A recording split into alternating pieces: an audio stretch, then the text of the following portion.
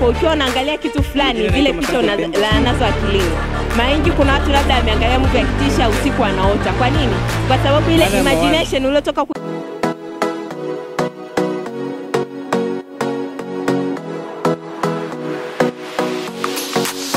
msongo wa mawazo na pia anachangia ukuaji wa afya yako ya akili. Ameongelea nini? Amesema kwamba unaweza ukacheza muziki. Jina naitwa Teresa Ernest. Kwa majina anaitwa Dorothy Deus.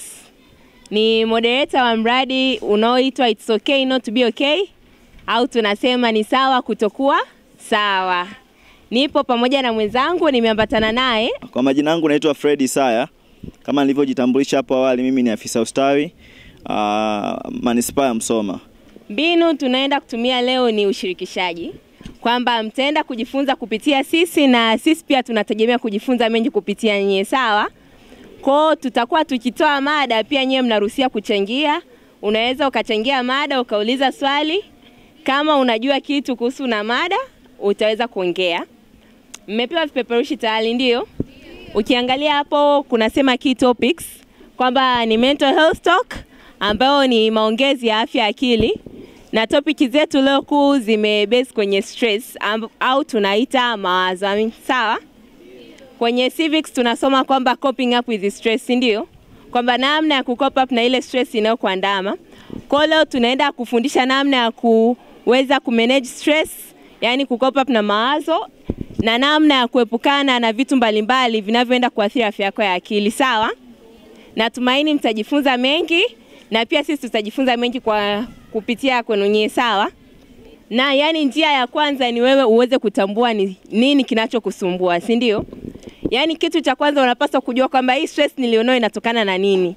Je, labda ninawaza sana inatokana ninafeli darasani? Yani tambua, kuwa na utambuzi wa ile stress ulionayo. Hicho ndio kitu cha kwanza.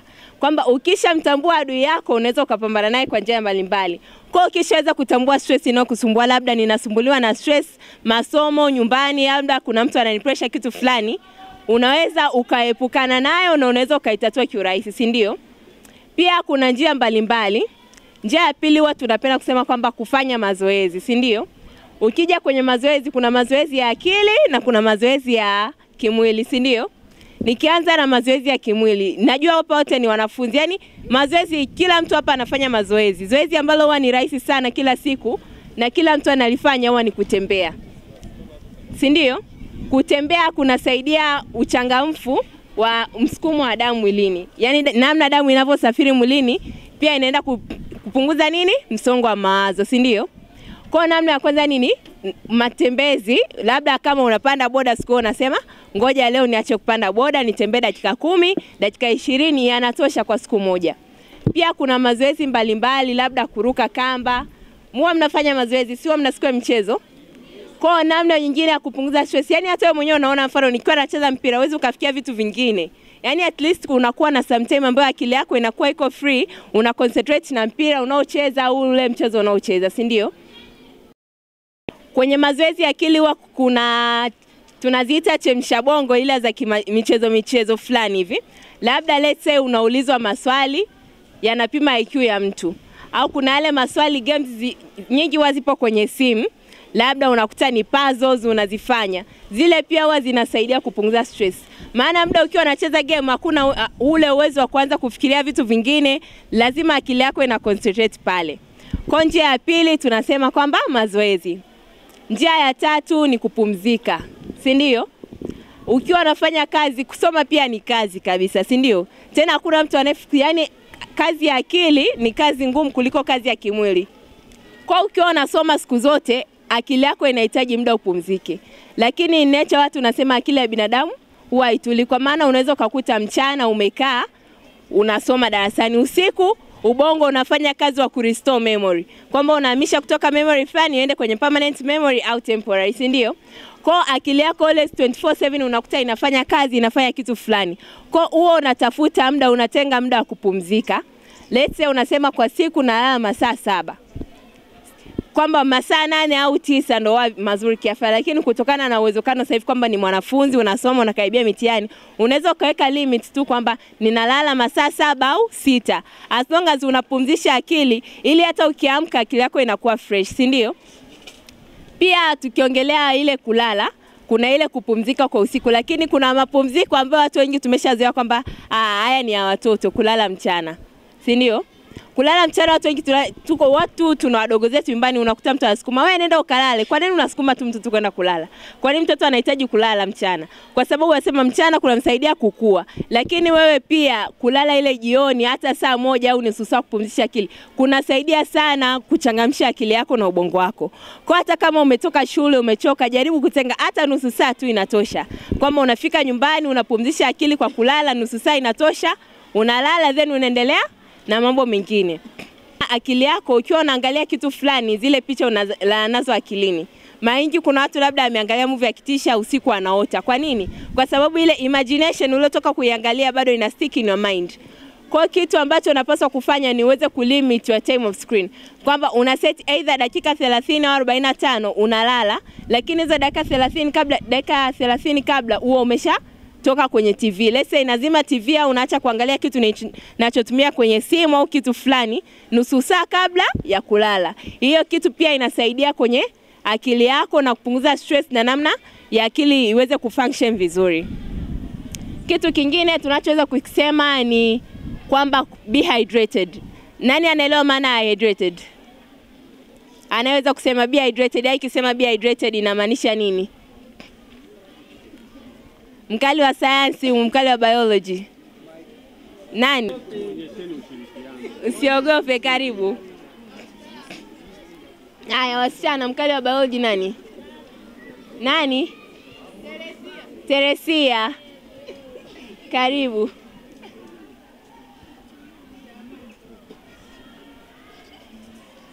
Nakunywa maji. Wangapi hapa yani kwa siku labda nafikisha hata lita 1 au lita 2 ya maji? Aya, asanteni na hongereni kwa mnaofikisha, lakini mwili wako unahitaji maji sana, si ndio? Kwa maana ukiwa unafanya kazi, mwili una sweat, unapoteza maji, maji mengine yanatumika kwenye viungo, tunasoma excretion, si ndio? Kwa ukiwa unasoma unahitaji kuwa hydrated. Yaani kunywa maji mara nyingi na kunywa maji muda mwingi. Hiyo pia inasaidia kupunguza msongo wa mawazo na stress, si ndio? Kitu kingine tunasema deep breathing. Nani anaelewa ile deep breathing? Aje atufanyie mfano wa deep breathing. Kwa majina naitwa Maftayu. Deep breathing inakuwa namna hii kama ifuatavyo. Sawa? Hivyo. Unavuta pumzi nyingi afu unairudisha. Asante. Fulani ukikifanya kinasaidia afya yako ya akili. Nani? Anaweza kujaribu? Unaweza? Unajiamini, si ndio? Aya, anaweza labda kutoa kitu kimoja. Karibu. Benjamin Gabriel. Benjamin ni mwanafunzi wa kidato cha 4 shule ya sekondari Bweri. Vitu ambavyo ukifanya vinaweza kusaidia afya yako ya akili kukua. Moja ni kama kusikiliza motivational speech, kwa mfano speech zinazozungumzia labda counseling juu ya jambo fulani, mfano labda kama mtu alipata mimba katika umri mdogo na kuna speech zimetolewa juu ya swala kama hilo, zinaweza zikamsaidia kuimarisha afya yake ya akili na kujikubali. Kingine pia ni kuepukana na vitu vinavyoweza kutufanya tukapoteza uimara wetu katika afya ya akili, mfano labda tuseme kuangalia movie za kutisha. Ni kitu ambacho tunaweza tukajizuia ili kisije kikatuletea baadaye tukapata ndoto mbaya usiku afu tukaanza kuogopa. Asante, amejibu vizuri sana. Baadaye atanifuata, si ndio? Amejibu vizuri sana. Sikutegemea kama atajibu hivyo. Sawa? Baadaye unifuate. Kwa tunaongelea, amesema kwamba kusikiliza motivational speech. Si ndio? Kwamba ukiangalia mtandaoni labda TikTok au Instagram kuna watu wengi sana wanaongelea motivational speech, zinaendelea nyingi sana. Yaani kitendo cha wewe kuchukua tu ile hata dakika 5 au dakika 10 uweze kuongelea motivational speech, ile speech inaweza ikakuinua zaidi ya unavyotegemea. Kuna watu hapa tunasema kwamba kuna watu ni self motivated na kuna wengine ni kwamba ni intermotivated. Kwamba self motivated person ni kwamba yeye mwenyewe anajimotivate, anaamka asubuhi anasema leo nitasoma kitu fulani na nitafaulu. Huyu ni mtu ambaye anasema self motivated. Lakini kuna mtu mwingine anakuwa motivated kutokana na mafanikio ya mtu mwingine au kutokana na kitu fulani alichokisikiliza. Kwa kwanza unapaswa kujijua kwamba mimi ni nani. Je, mimi ni mtu ambaye ni self motivated au intermotivated? Unapaswa kujua kwamba je, mimi mwenyewe ninaweza nikajiambia kitu fulani na nikakifanya. Na ukiwa unafanya hivyo, kuwa na imani. Ujue kwamba akili yako kitu ambacho unapaswa kujua kitu namba moja ni kwamba akili yako kitu ambacho inakifikiria unaweza kukifanya. Kwa majina naitwa Dorothy Deus John, moderator wa mradi wa It's Okay Not to Be Okay, ambao tunasema ni sawa kutokuwa sawa. Mradi huu unalenga kutoa afya ya elimu ya akili kwa vijana sana sana kwenye rika kuanzia miaka 15 mpaka 30. Tunalenga kuanzia vijana walioko form 1 mpaka vyuo vikuu. Kwa sasa mradi wetu umeanza, ambapo tumeanza kutembelea shule yetu moja ambayo ni Aburi Sekondari iliyopo Manispaa ya Msoma, mkoa wa Mara, na tunafurahi tumekutana na changamoto nyingi kwa wanafunzi, maswali ni mengi, ila tumefurahi sana kukutana nao na kujumuika nao. Na zoezi hili ni endelevu, tunaendelea kuzunguka kwenye mashule mbalimbali kutoa afya ya elimu ya akili, kuonyesha kwamba kila mmoja anahusika kwa nafsi yake na kila mmoja ana haki ya kusikilizwa na kila mmoja ni sawa kutokuwa sawa na kudini afya yake ya akili. Kwa hiyo tunashukuru sana kwa kupata nafasi hii kuweza kuongea na wanafunzi wetu, na pia tunategemea pia tutapata ushirikiano mkubwa kwa shule zingine tunazoziendelea. Na pia nikukumbusha wewe unayenisikiliza kwamba jenga afya yako ya akili, na ni vyema pia kujali afya yako ya akili. Mradi huu unalenga kuenda shule 6 ambayo ni shule yetu ya kwanza. Pia tuna shule ya sekondari Baruti, kuna Mwisenge, Kiara, Songe Girls. Hizo ni shule 6 ambazo zitaenda kuzitembelea. Na pia alika na wanafunzi tunaolenga sana sana ni kuanzia miaka 15 mpaka 18, ambapo tunachukua sample ya wanafunzi kuanzia 75 mpaka 150 ili kuwezekana tusiingiliane na ratiba ya shule. Ndio maana tunaomba hivyo, na pia muda mchache tu wa kuongea nao. Session zetu zinaanza kuanzia dakika 90 mpaka 120. Ndio mradi wetu kwa sasa. Tunaanza na shule ya sekondari, ndio tumeanza, lakini kwa uendelevu kila kijana atafikiwa na miradi huu. Tuna huko mbeleni tunapanga kuwa na makongamano ya vijana, pia tunapanga kuwa na workshop mbalimbali ambazo zinahusisha kuanzia miaka 15 mpaka 30, ambapo kila mtu mmoja anaweza kushiriki kupitia workshop hizi na kupata elimu ya afya ya akili. Ujumbe wangu kwa vijana ni kwamba usijaribu kuficha kile ulichonacho ndani mwako. Ni kwamba kile ulichonacho unaweza kukifikisha kwa mtu mwingine. Kile ulichonacho pia kinamata kwa jamii nzima, na usijifikirie kwamba wewe uwezi kwa namna yoyote. Ili kujenga afya yako ya akili ni kwamba na kuepukana na stress mbalimbali, jaribu kuwa wewe jinsi ulivyo, kujiamini kwa kile ulichonacho na kile unachokifanya. Na pia kwa vijana pia ni kwamba sisi ndio nguvu ya nchi na nguvu ya jamii, kwamba sisi tunahitaji kuimarika sisi ili nchi yetu iweze kuendelea, kwa maana sisi ndio nguvu kazi. Kwa pia ni vizuri sana hutaweza kufikia yale malengo yako baadaye, hutaweza kufikia ndoto zako kama afya yako ya akili haitakuwa sawa. Kwa ni vyema kujali afya yako ya akili kama unavyojali mwili wako. Asante. Majina yangu ni Fred Isaya, ni afisa ustawi wa jamii Manispaa ya Msoma. Kutokana na hii elimu ambayo imetolewa leo kuhusu afya ya akili, kwanza kabisa kwa jamii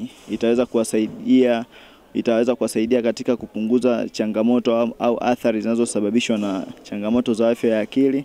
Na pia kwa wanafunzi kama hivi ambavyo tumeweza kutoa leo elimu, itaweza kuwasaidia hata katika maisha yao ya baadaye kuweza kuhimili na kujua ni namna kuweza kukabiliana na changamoto zinazosababishwa na afya ya akili, kwa sababu kwa sasa changamoto ya afya ya akili imekithiri sana duniani, sio Tanzania pekee. Inatuathiri kwa kiasi kikubwa, inapunguza pia namna yetu ya ufanyaji kazi, namna ya kufikiri na namna pia ya utendaji kazi. Kwa elimu tunavyozidi kuitoa, itatusaidia sisi kama wanajamii na wanafunzi wetu tulio hapa kuweza kuhimili na kutatua na kuweza kujitegemea katika kufikiri na kufanya kazi zao vizuri. Asante sana. Kwa majina naitwa Miraji Juma Lungwe, ni mwalimu mwandamizi taaluma shule ya sekondari Bweri. Kwa ujumla, kwanza napenda kutoa shukrani zangu kwa ninyi kuja kuongea na vijana hawa, na kwa sababu mmeongea na wanafunzi wa kidato cha 4 ni jambo jema sana, maana hawa ndio watahiniwa wetu watarajiwa mwezi wa 11 nafanya mtihani wa taifa. Kwa hiyo licha ya kwamba ameelimisha mambo hayo, lakini katika masomo pia itawasaidia sana kuwajengea uzoefu, namna ya kujua mbinu za kusoma, lakini pia kuepukana na changamoto ambazo za kama stress mlivyoelezea na mambo mengine. Kwa hiyo napenda kutoa wito pia, mkipata nafasi karibuni tena. Sisi kama uongozi wa shule tuko tayari kuwakaribisha na kuwapa nafasi kuongea nao mara kwa mara kwa manufaa ya shule na kwa manufaa ya taifa letu la Tanzania. Asanteni sana. Kwa majina naitwa Antoze Justin Anthony, ni mwanafunzi kutoka shule ya sekondari Bweri. Leo tumepewa elimu kuhusu msongo wa mawazo na jinsi ya kucontrol au jinsi ya kupunguza msongo wa mawazo.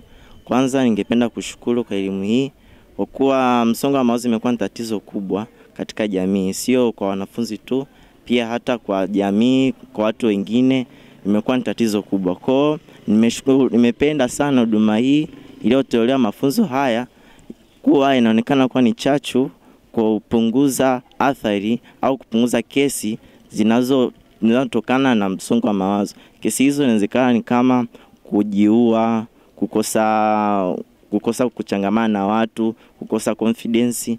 Imepunguza hiyo jambo. Kwa nashukuru na kutoa kama ushauri kwa hawa wanaotoa elimu hii, waipeleke mbali zaidi katika jamii, sio isiishie tu katika shule, katika mashule, iende katika jamii kwa sababu tatizo linazidi kuwa kubwa, linazidi kuathiri watu wengi. Asante.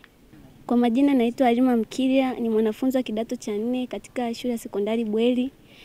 Kwa mimi kama mimi nafurahia sana kwa hii program iliyoletwa ya It's Okay Not to Be Okay, ambayo imeletwa na dada yetu Dorothy Deus pamoja na wenzake. Tunafurahia sana kupata huduma hii au speech hii kwa sababu tulikuwa tuna matatizo mbalimbali ambayo yalikuwa yanatusumbua. Kwa mfano stress zipo nyingi sisi kama vijana au kama wanafunzi. Kwa hiyo tulikuwa tunakosa njia ya kudili na hizo stress. Kwa hiyo dada yetu na wenzetu na hao wa kwenye program wametusaidia sana kwa kiasi chake.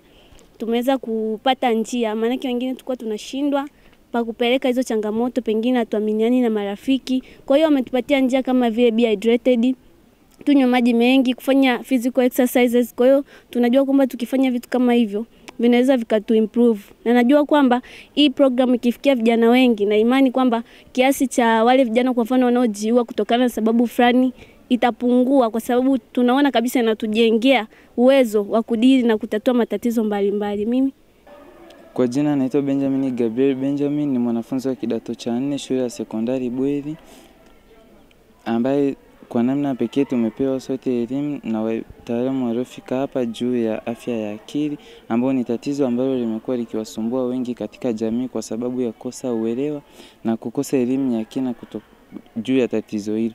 Wengi wamekuwa wakifikiri kwamba wenye matatizo ya afya ya akili ni vichaa tu wanaotembea wamevua nguo, lakini kumbe hapana. Kuna wengine ambao wanatembea wamevaa nguo lakini pia wana matatizo ya afya ya akili. Naitwa Glory Wema, ni mwanafunzi wa kidato cha 4 katika shule ya sekondari Bweri. Kwa siku ya leo tumejifunza mambo mengi kuhusu afya ya akili, lakini mambo ambayo mimi nimeyapata ambayo pia ataenda kuwa msaada kwa wengine huko mitaani, lakini pia katika maisha yangu ya kila siku, ni kuhusu jinsi gani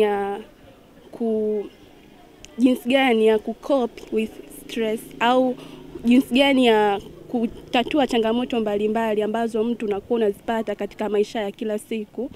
Kwangu mimi binafsi naweza nikajua kwamba ndio ni kama nimepata tatizo, lakini pia namna gani naweza nikalitatua bila kujipatia msongo wa mawazo, bila kujikuta katika matatizo mengine, maana kuna baadhi ya changamoto zinapelekea pia uhatari wa maisha ya mtu. Kwa hiyo kwa njia ambazo tumefundishwa, mojawapo ni kama kufanya mazoezi, lakini pia kunywa maji mengi. Hizo ni njia mojawapo ambazo zitapelekea mimi kupunguza mawazo napokuwa na mawazo. Hivyo itanisaidia pia hata kwa wengine kuwafundisha huko mitaani kuhusu umuhimu wa afya ya akili.